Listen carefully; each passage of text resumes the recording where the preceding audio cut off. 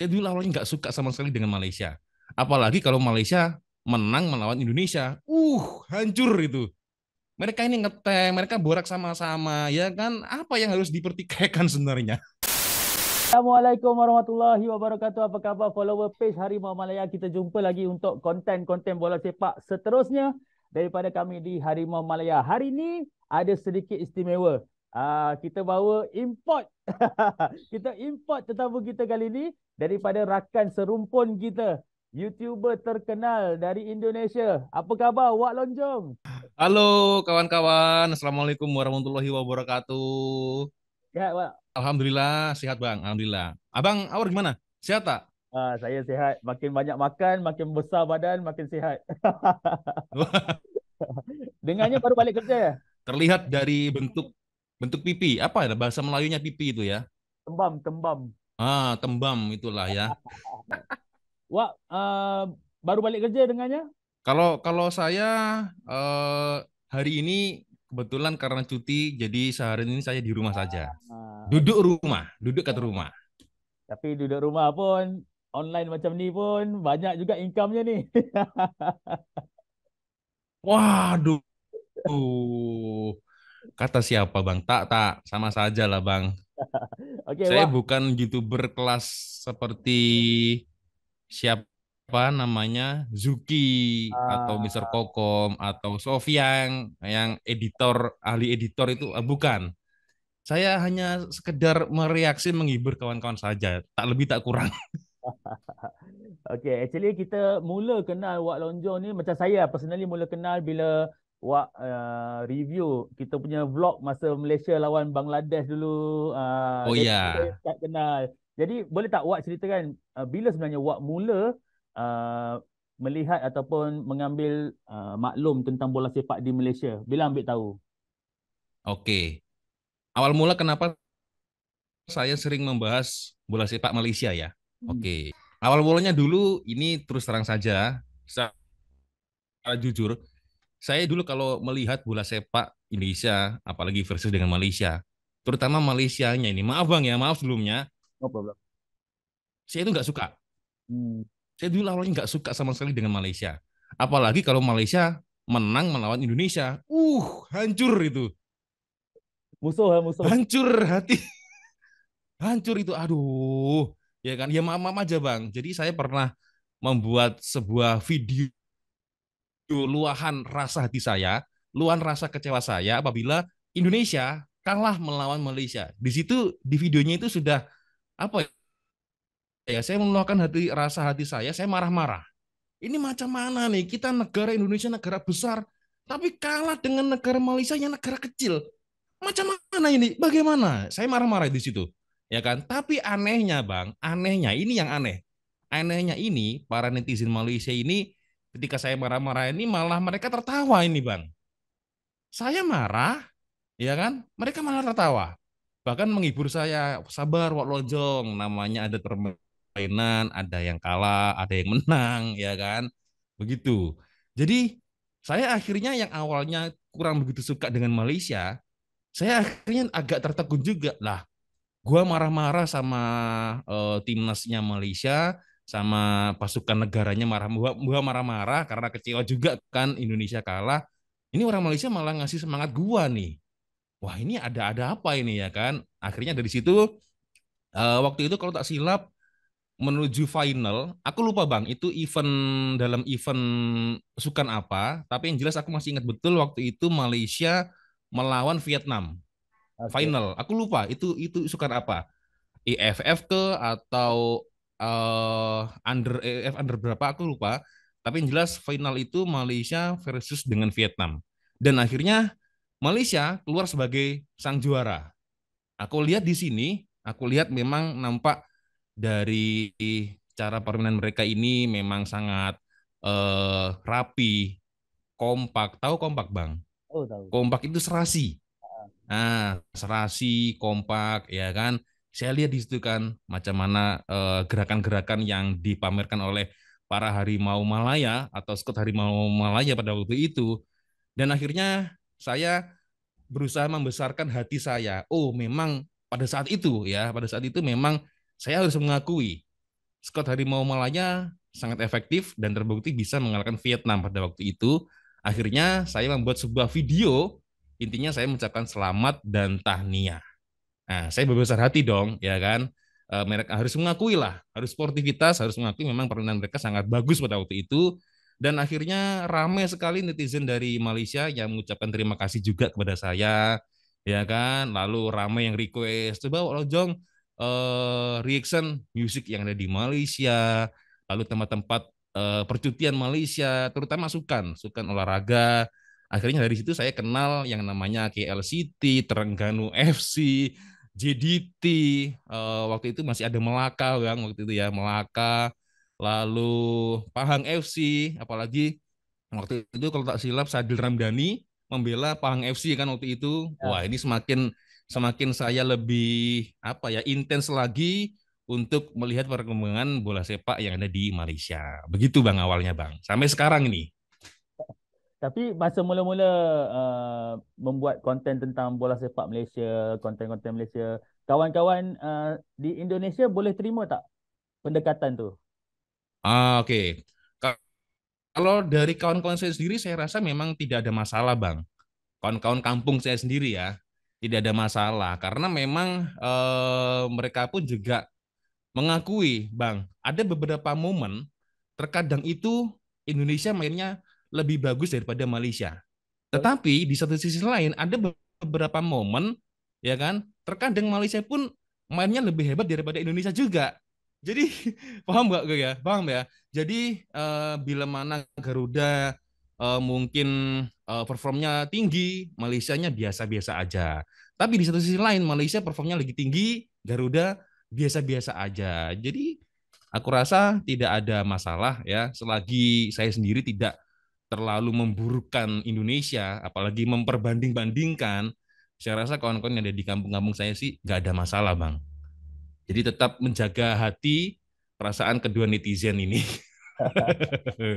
So, dari situ mula mengenali pemain-pemain Malaysia, mula mula ambil tahu tentang bola sepak Malaysia. Apa yang Wak Lonjong Iya, lihat perkembangan dari mula Wak Lonjong ambil tahu bola sepak Malaysia sampai sekarang? Apa yang Wak tengok perkembangannya Harimau Malaya? oke. Sebenarnya kalau berbicara tentang bola sepak yang ada di Malaysia, perkembangannya itu naik turun, Bang. Sama sih sebenarnya di Indonesia ya kan sama. Tapi kalau ini menurut pandangan pribadi saya ya, kalau Malaysia memang semakin lama ini ya mereka maksudnya FIM ya mereka untuk membuat atau mencetak mencetak apa istilahnya ya mencetak para budak-budak pemain masa depan untuk Malaysia. Saya rasa ini oke karena seperti kita tahu kan kalau di Malaysia itu ada Akademi Motardari ya kan mereka dibina sewaktu masih budak-budak sampai mungkin sekolah menengah ke atas ya kan. Saya rasa itu suatu hal yang patut dicontoh sih ya kan. Lalu klub-klub yang mungkin berminat untuk ambil misal seperti Lukman Hakim, ya kan itu kan salah satunya kan mereka pernah bermain atau pernah bersekolah di Akademi Mutardahari. Lalu ada Arif Aiman, ya kan. Itu awalnya di situ, AMD itu, lalu akhirnya sekarang Lukman Hakim di Island, sementara Arif Aiman ada di JDT. Jadi saya rasa dari bentuknya membentuk sebuah player masa depan ini dimulai dari Akademi Mutardari itu sangat bagus, ya kan? Lalu kalau dari performance Malaysia sendiri, Bang, kalau saya melihat ada kalanya mereka ini apa ya? Kalau saya melihat beberapa pertandingan ini belum panas. Ketika memulakan sebuah pertandingan, sepertinya mereka belum panas. Tapi ketika di menit 30 menit ke atas, ini baru mulai panas nih Bang. Sampai di second half ini baru panas. Ini yang saya amati beberapa pertandingan Harimau Malaya. Jadi statistiknya itu awalnya itu begini, lama-lama naik, naik, naik, naik, naik, naik. Nah, itu ya, sejak dilatih dengan Kim Panggon. Itu yang saya perhatikan. Dan dari segi passing oke, dribbling oke, bagaimana Kim Panggon meracik Harimau Malaya sampai sekarang naik peringkat Bang ya, 100 berapa? 33 Baru satu ya? tujuh. 137 ya kan. Nah, sebelumnya kan Malaysia kan tidak pernah untuk menuju ke sampai ke puncak itu kan.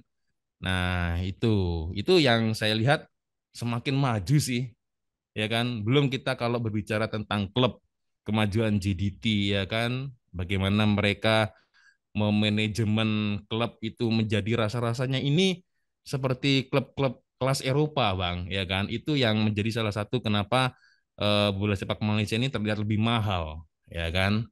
Itu sudut pandang saya sebagai orang Indonesia.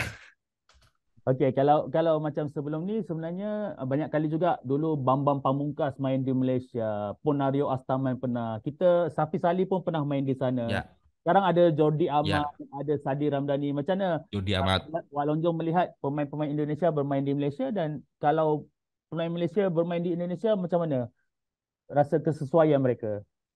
Kalau saya sebagai orang Indonesia, Bang, oke-oke saja ya, tidak ada masalah apabila seperti Jordi Amat, Bambang Pamungkas, Eli Aiboy, lalu yang pernah bermain di Malaysia Andi Firmansyah, ya kan, lalu sekarang Sadil Ramdhani, ya, saya rasa sih oke lah Bang, karena oke-nya itu satu mereka bisa menambah atau menambah ilmu di Malaysia dengan seperti kita tahu ranking dari Malaysia ini sedikit lebih tinggi daripada Indonesia. Itu yang pertama, ya kan. Yang kedua, saya sukanya itu apabila kalau ada player Indonesia yang bermain di Malaysia, biasanya mereka-mereka ini adalah player-player yang berlogo skuad kebangsaan atau timnas Indonesia lah mudahnya ya, lebih bicara mudah. Jadi sewaktu-waktu apabila Sintayong memerlukan tenaga mereka, mereka dengan mudah ini Bang, dekat kan jaraknya antara Malaysia dan Indonesia. Mereka pulang, ya kan? Jadi sewaktu-waktu ada kalender FIFA, ini bulan Agustus besok ada pertandingan FIFA Matchday. Jordi Amat, Sadil Ramdhani, yuk buruan pulang sekarang. Nah, kan lebih dekat, Bang. Hanya berapa jam. Itu sih.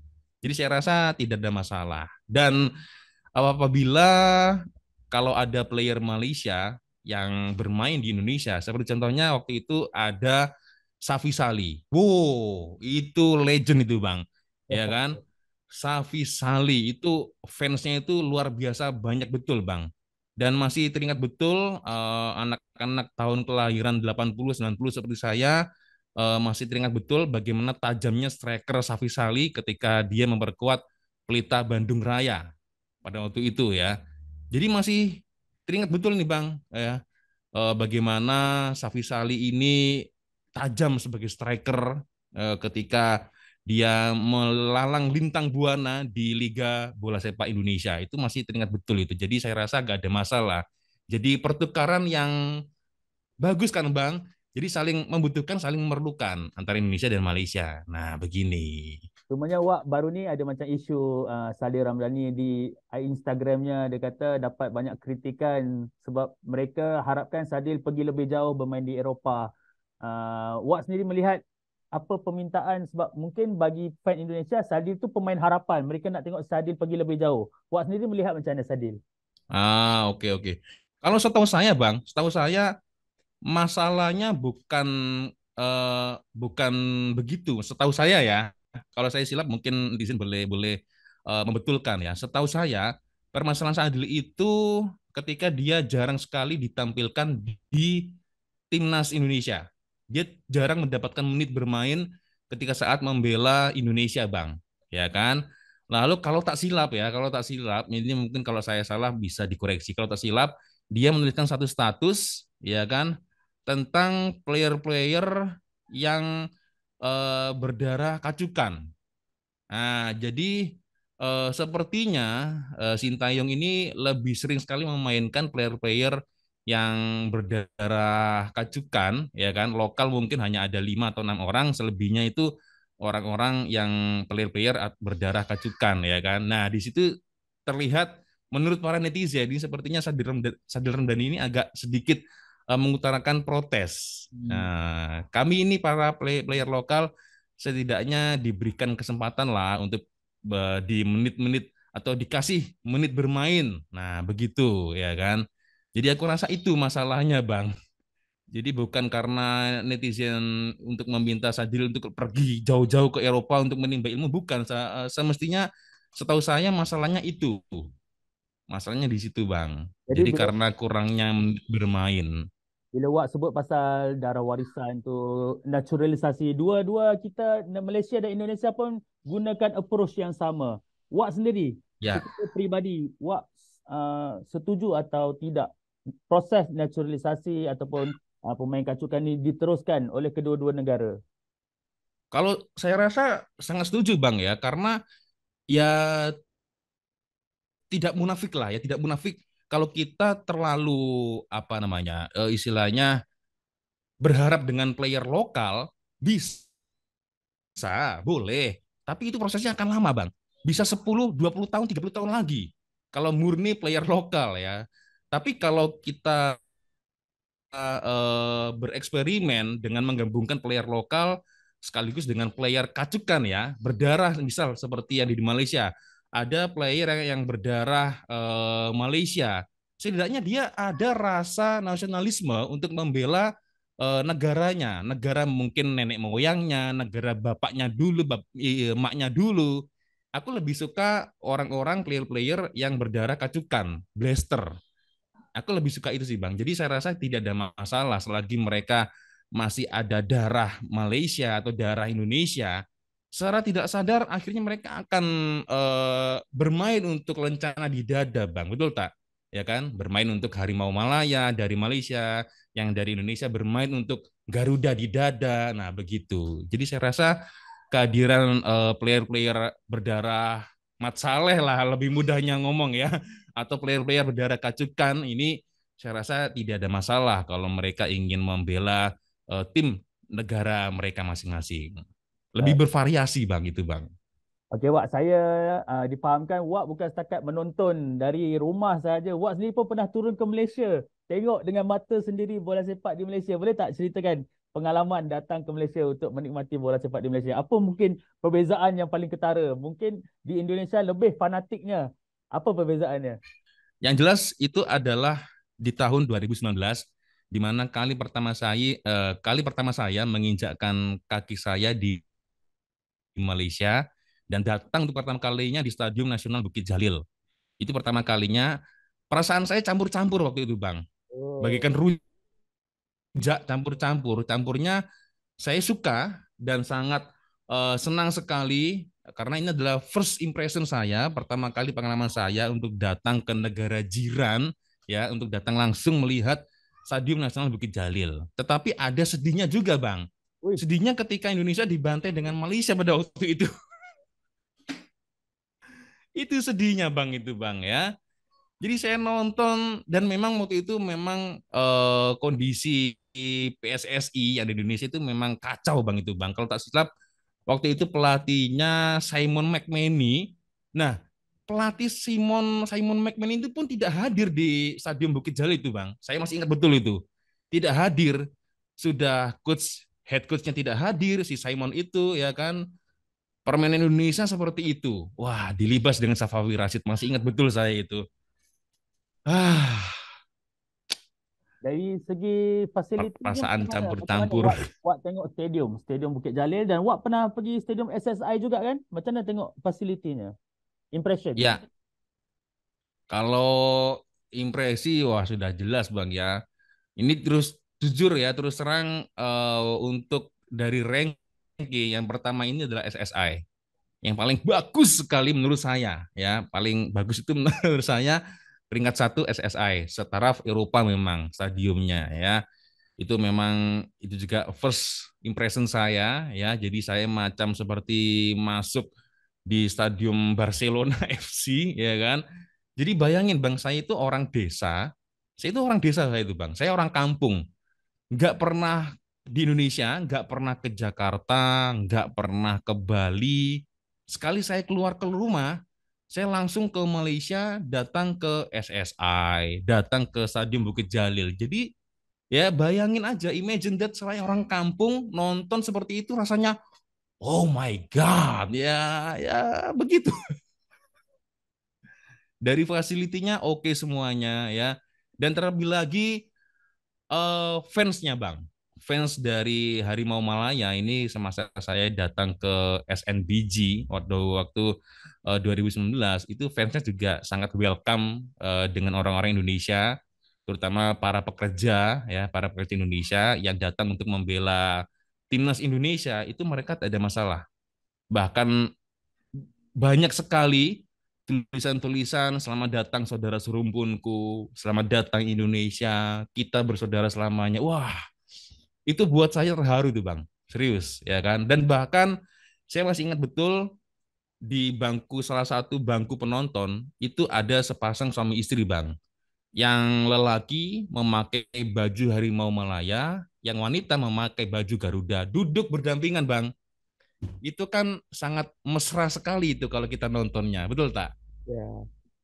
Okey, Wak nak tanya, Wak sendiri rasalah rival antara Malaysia dan Indonesia ni kalau atas padang dengan dalam stadium memang tegang lah. Tapi ini adalah sebahagian daripada kemeriahan bola sepak. Tapi kalau kita Betul, di luarnya, diplomatiknya pun seronok juga boleh berkongsi-kongsi cerita. Tapi yang mana Wak rasa lebih betul. lebih baik untuk kita teruskan agaknya? Fanatiknya ke Ya, atau diplomatiknya? ya kalau saya sendiri sih sebenarnya orang-orang yang menginginkan antara Indonesia sama Malaysia bermusuhan itu hanyalah budak-budak atau orang-orang yang tidak mempunyai akal, saya rasa ya. Di Malaysia ada yang toksik, di Indonesia pun juga Sama, ya. ada yang toksik Bang ya. Masalahnya, kenapa kita harus gaduh-gaduh itu buat apa? Karena sejatinya Bang, sejatinya antara PSSI dan juga FEM ini nggak ada masalah. Mereka bahkan saling bekerja sama, betul tak? Sekarang terbukti ketika penampilan Indonesia versus dengan Argentina, terbukti referee dari Malaysia ikut membantu, Bang. Betul kan? Referee dari Malaysia dan berjalan dengan sangat baik, Bang. Dan begitu juga dengan ketika Malaysia versus dengan Papua Nugini, referee-nya dari Indonesia. Jadi saling bekerja sama nih, Bang. Bahkan kalau kita berbicara tentang coach sama-sama orang Korea antara Shin Tae-yong dan juga Kim Pan-gon, mereka ini sebenarnya kawan sesama ngeteh di negara masing-masing ini, Bang. Mereka ini ngeteh, mereka borak sama-sama, ya kan? Apa yang harus dipertikaikan sebenarnya? Dan para player antara Indonesia dan Malaysia juga bersahabat, ya kan? Sadil merumput atau berkarir di Malaysia sudah ada dua klub, ya kan, dari Pahang dan Sabah. Otomatis player-player di Malaysia itu juga pasti kenal dengan Salih Ramdhani, ya kan? Itu juga dengan Jordi Amat, Safi Salih. So apa yang membuat kita harus bergaduh, ya kan? Itu. Jadi saya rasa kerjasama antara Indonesia dan Malaysia ini harus tetap dikekalkan, Bang. Ini harus ini, ya. Karena kita saling memerlukan. Seronok kan kita ada semangat serumpun tu.